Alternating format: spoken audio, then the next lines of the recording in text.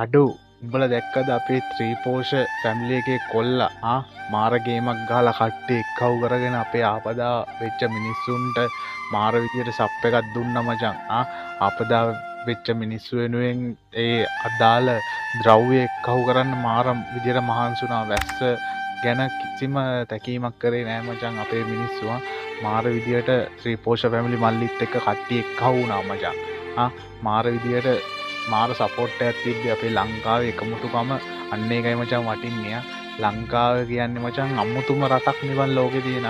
ආපදාවක් වුණේ ගමන් ආයි එකා වගේ හැමෝම එකතු වෙනවා මචං. ඒකයි මචං අපේ ලංකාවේ තියෙන උතුම් බව බං. උතුම් බව ඒක තමයි මචං.